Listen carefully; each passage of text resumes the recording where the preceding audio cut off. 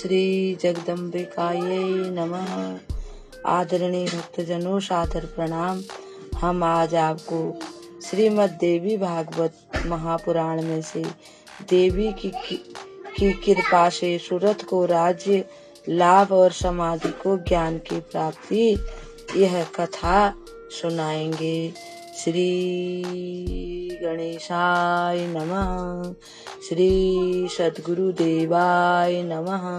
श्री सरस्वत्यै नमः। ओम ऐं ह्रीं क्लीं चामुंडाय विच्चे। भक्तजनों, राजा सुरथ ने सुमेधा ऋषि से कहा कि हे भगवान, भगवती जगदम्बा की आराधना करने की विधि बताने की कृपा करें। ऋषि सुमेधा जी ने कहा, राजन, मनुष्य को पहले विधि पूर्वक स्नान करके स्वच्छ वस्त्र धारण करने चाहिए। सावधानी पूर्वक आचमन करें। इसके पश्चात भूमि को धोकर लीप कर उस पर उत्तम आसन बिछाएं। तांबे का एक पवित्र पात्र रख लें। उसमें सफेद चंदन या अष्टगंध से षटकोण यंत्र बनाएं। उसके बाहर अष्टकोण यंत्र बनाएं। निर्वाण मंत्र के 8 बीज के अक्षर 8 कोणों में लिखें। इसके बाद वेद में बताई गई विधि के अनुसार उस यंत्र की प्राण प्रतिष्ठा करनी चाहिए। यंत्र मंत्र के अभाव में भगवती की धातु की प्रतिमा बनाने का भी विधान है और वेद विधि से पूजा करने के बाद नवान्न मंत्र का जाप करना चाहिए। प्रतिदिन 3 चरित्रों का पाठ होना आवश्यक है। हे राजन, अपना कल्याण चाहने वाले व्यक्ति को चाहिए कि वह आश्विन और चैत्र के शुक्ल पक्ष में नवरात्र के व्रत करे। जो स्त्री या पुरुष भक्ति में डूबकर नवरात्र व्रत रखता है, उसका मनोरथ हमेशा सफल होता है। आश्विन शुक्ल पक्ष के उत्तम नवरात्र को जो भक्ति भाव के साथ व्रत करता है, उसकी संपूर्ण कामनाएं सिद्ध हो जाती हैं। विधि पूर्वक कलश की स्थापना करें। यंत्र को भली प्रकार से ठीक करके कलश के ऊपर रख देना चाहिए। जहाँ भगवती की स्थापना की जाती हो, वह स्थान धूप दीप से संपन्न रहना आवश्यक है। प्रातः काल, मध्याह्न और संध्या तीनों समय भगवती की पूजा करनी चाहिए। देवी चंडी के पूजन में शक्ति के अनुसार पर्याप्त धन व्यय करना चाहिए, यानी कि पूजा पाठ में धन खर्च करना चाहिए। इसमें कृपणता यानी कंजूसी नहीं दिखानी चाहिए। अष्टमी या नवमी किसी भी दिन विधि पूर्वक हवन करें, फिर ब्राह्मणों को भोजन कराएं। नवरात्र व्रत का पारायण 10वें दिन करना चाहिए।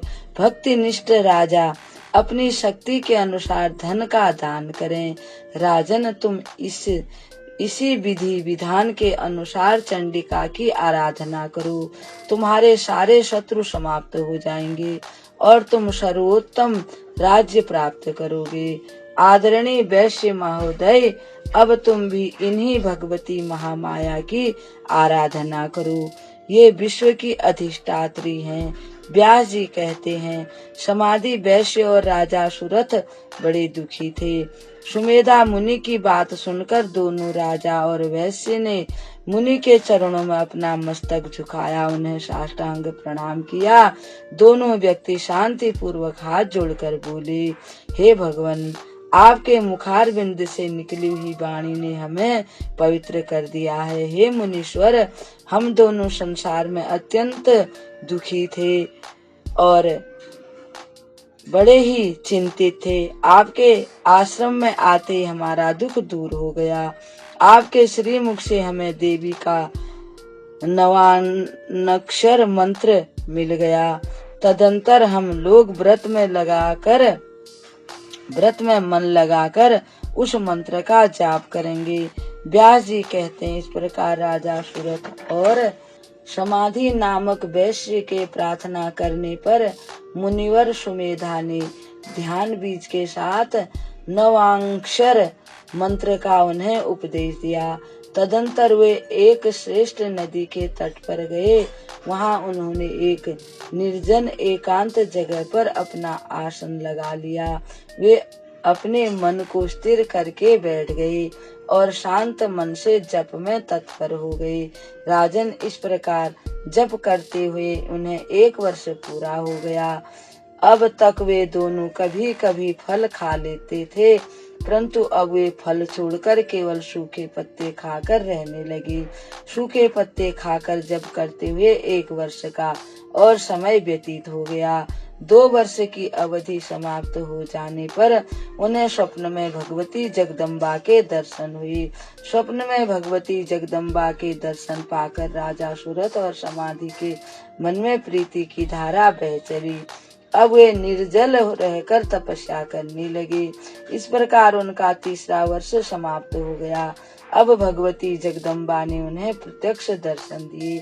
देवी बोली, तुम्हारे हृदय में जो पाने की इच्छा हो वह वर मांग लो, मैं तुम्हारी तपस्या से प्रसन्न हूँ। व्यास जी कहते हैं, देवी की बात सुनकर राजा सुरथ का सर्वांग प्रसन्नता से खिल उठा। सुरथ ने कहा, अब आप बलपूर्वक मेरे शत्रुओं का विनाश करने में मेरा सहयोग करें, यानी कि आपकी कृपा से मेरे शत्रुओं का नाश हो जाए और मुझे राज्य लौटाने की कृपा करें, मुझे मेरा राज्य प्राप्त हो जाए। तब देवी ने राजा से कहा, राजन, तुम अब अपने घर लौट जाओ, तुम्हारे शत्रुओं की शक्ति समाप्त हो चुकी है, अब वे पराजित होकर भाग जाएंगे। तुम्हारे मंत्री तुम्हारे पैरों पर गिरकर क्षमा प्रार्थना करेंगे। व्यास जी कहते हैं, उस समय पुण्यात्मा वैश्य ने देवी से प्रार्थना की, मुझे घर, स्त्री और संपत्ति से कोई प्रयोजन नहीं है। स्वप्न की तरह इनकी नश्वरता स्पष्ट है, इसलिए हे माता, मुझे आप बंधन से मुक्त करने वाला विशुद्ध ज्ञान प्रदान करने की कृपा करें। वैश्य समाधि की बात सुनकर भगवती बोली, वैश्यवर, तुम्हें यह ज्ञान अवश्य प्राप्त होगा। राजा सुरथ और वैश्य समाधि को वर प्रदान कर देवी माता वहां पर अंतर ध्यान हो गई। वे बार बार जगदम्बा भवानी की जय जयकार करने लगे।